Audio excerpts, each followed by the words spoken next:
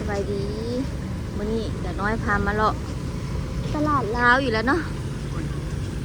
มาเลาะตลาดลาวอ่ะเดี๋ยวจะพาขับไปเลาะไปมาทางแถวนี้เลยพอดีไปส่งไอ้ลาซาไปโรงเรียนมาแล้วก็เดี๋ยวมาแวะตลาดตอนนี้มันตอน9 โมงเช้าทุกคนเอาเข้าทางนี้ซะมาเลาะตลาดตอน9 โมงครึ่งเบิ่งว่าตลาดเพิ่นตอนเช้านี้อย่างแน่เนาะมีเครื่องหลายบ่เพิ่นต้มเพิ่นหมักอย่างก่อเฟิร์นอันนี้นะเอิ้นหมักอย่างคือหมักอันทั่วญี่ปุ่นเนาะหมักอย่างก็น้องดมมากินปกติยูนิตก็ต้องจะขาดปลาฝานำ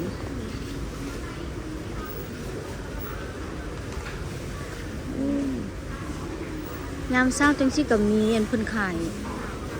เครื่องหลายปกติเลยทุกคนแต่เถื่อด่าน้อยมารอบแม่นตอนแรงเนาะ โต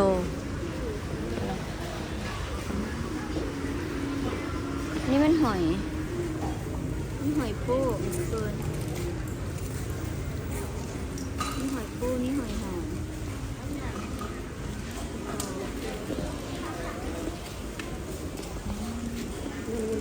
โตโลเท่าไหร่นะ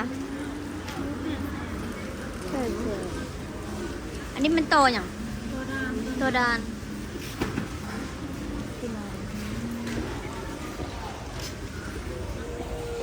ที่นายขายจังไหนนี่งานง่ายแสนนึงน้อยค่ะที่นายมีแมงแคงภูเขาฝาห่วยวะฝาก็มีมัน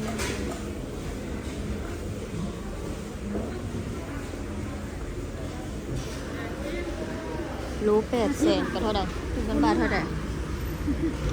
ประมาณ1,100 บาทฝั่งนี้ก็มีเนาะฝั่งนี้ก็มี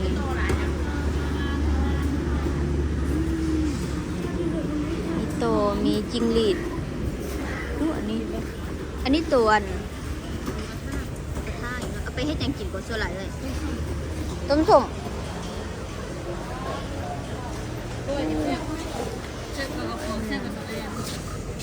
อันนี้เลนขายยังไงโล4 แสนเลนไทยเลนแมวไข่มาใช่ไหมอันนี้ตัวคนขาแล้วตัวนี้ครัวเรียบร้อยแล้วตัวเรียบร้อยที่นายจานเท่าไหร่นี่ตัวนี้แสนนึงตัวนั้น50อันนี้เป็นอย่างอันนี้จักจันอ่อนโอ้จักจันอ่อนขายยังไงนี่ทานละแสนคือกันตัวนี้เราบ่เคยกินเฟิร์นเคยกินป่ะเคยกินอ่ะบ่เคยกินที่มันกระป๋องแล้วก็จะว่ะแลนนี่ประมาณมันเท่า2 โลพุ่นน่ะว่ะเดี๋ยวรอมึงแต่เคยกินอันตลาดนี่ขายจังสิแต่เช้าเลยว่ะแล้วเรามารอแต่ตอนแรกตัวเช้าเครื่องกระหลายทุกคนไข่ไก่ล้านโตปลากระหลายเลยอันนี้โล5 แสน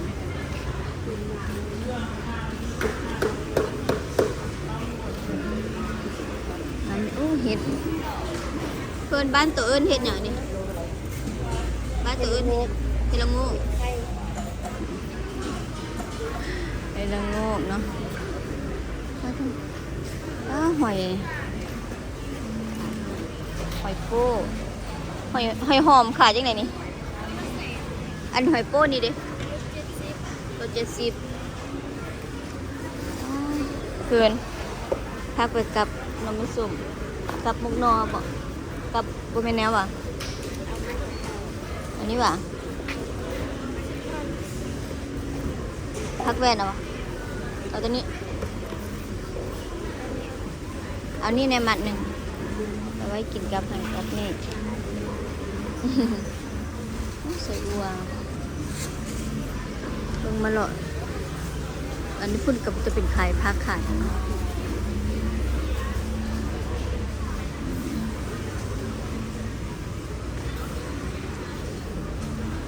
คุณนะพุ่นแมงแข็ง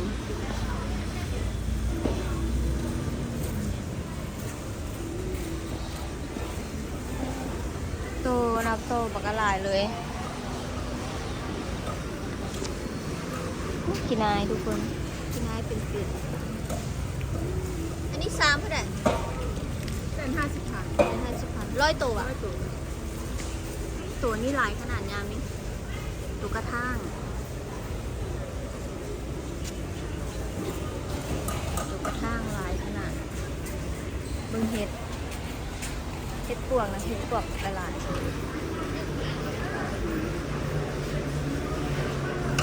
เห็ดปวกเห็ดละงูกบักหลายทุกคนแล้วนี่ก็เห็ดกับแก้ป้าตัวน้ำแพงขายจังไหนนี่เมโต้ จานละ50 โอ้ขนาดเป็นอันนี้เด้เป็นโลเด้ ได้7แสน แสนโลนึงคือแสนโลละ1,000 บาท ดูกระปุก เลยคือในตัวกระทั่งสิบกระลาย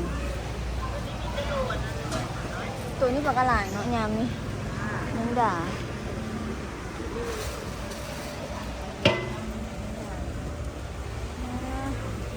ตอนเช้าที่เครื่องปลาของผมกระลายนี่ทุกคนนะกบมีกบมีปลาดุก ปลาดุกนาก บนากินลวกผักเนาะเฟิร์นไม่รับปลาดุกกบนะกบนาโลดเดี๋ยวนี้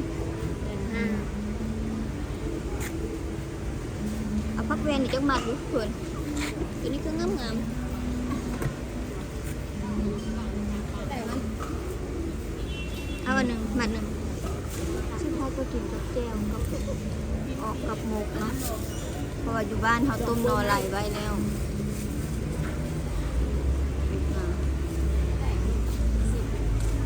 เดี๋ยวเขาจะไปเลาะทางลุงเนาะเห็ดกับแก้เห็ดบี้เห็ดกับแก้เนาะนี่จะเป็นตัวแห้งกับตัวกระแสน้ำแล้วสะอ่อนตัวโตนะ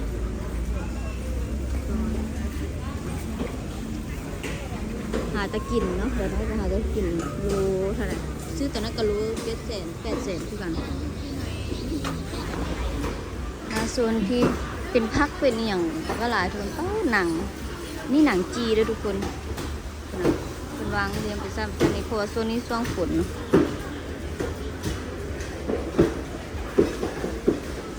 พักหอมเต็มหน่อไม้เป็นหน่อไม้เป็นอย่างครบสุดนะทุกคนถ้าเป็นเฮ็ดเป็นอย่างไก่ลาดหน่อไม้ไหลเพื่อนเบิ่งหน่อไม้ไหลแม่กับเด็กน้อยนั่นเอามาดอกใหญ่ๆสิปลาน้ำฟองปลาน้ำฟองกันเด้อคุณนะปลาคอปลาอย่างครบสุดเอียนตัวน้อยเอียนปลาดุกปลาคอกุกนี่จะเนื้อเป็ดตะแซ่บเนาะเฟิร์นคุณนะคะเห็ดปวกอะไรก็คือเป็นต่างชาติต้มเนาะน้ำนี่บุมีละตีหมักต้องน้ำนี่บุมีแล้วหมักต้องต่างเฟิร์นแต่เขียดป่าเนี่ยก็มีตลอดเลยคุณนะกบเอียนไม่เอียนปากกาหลาย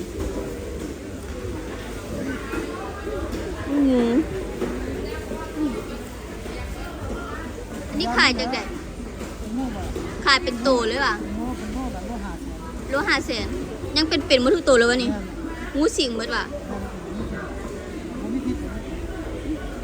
งูสิงยังเป็นอยู่ทุกคนไก่งวง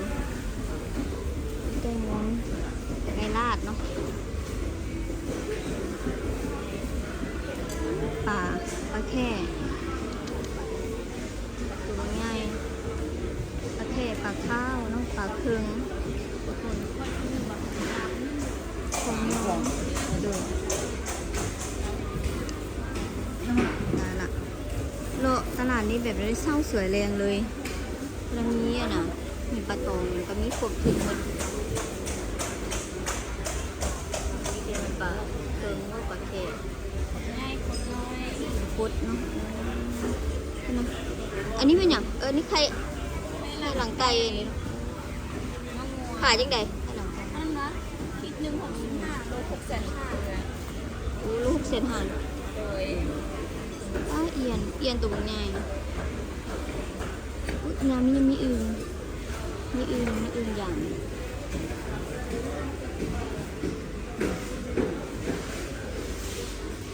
เลาะตลาดนี่เลาะตลาดนี้แบบบุอึดเลยแนวกินอะบุหูตื่นบุหูสิกินอย่างนะครบทุกคนครบนี่อย่างทักสุดทักอย่างครบสุดเนาะครบปลาดุกนาปลาคอ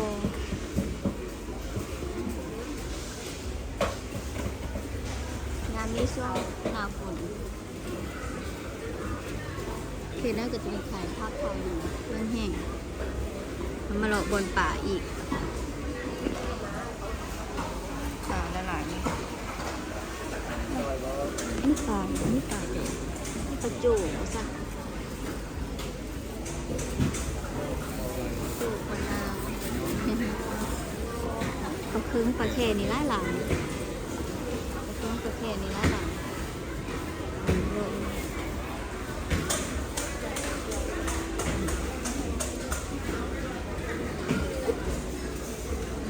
แค่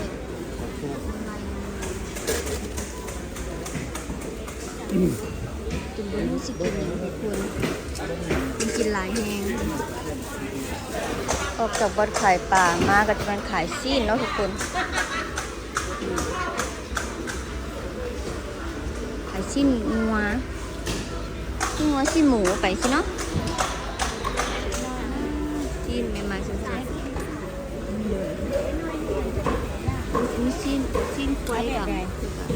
บ้านซีนงามบอก ซี สิ น พ่อ ใหม่สุดๆซีนหัวเผาขนาด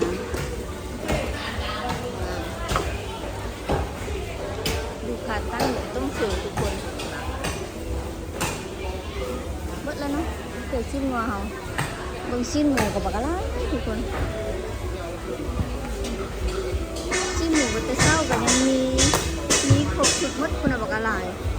เป็นลูกข้าวหรือไส้อ่อนเป็นอย่างนี้ครบหมดเด้อ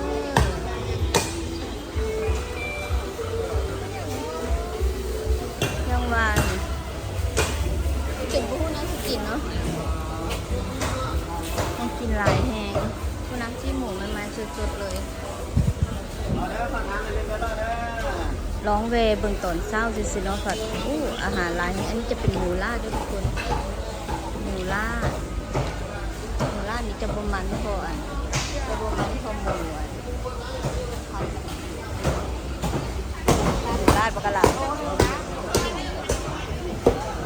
อันนี้ก็จะเป็นแบ้เนาะแบ้คือเกาแบ้นี่มีตลอดมีทุกงามทุกคนกินแบ้หรือแพะใครอยากได้น้อยอยากได้หลายส่วนใดก็สามารถซื้อได้ค่ะคือเนาะถุงนี้เป็นเพียงครึ่งถุงจะเป็น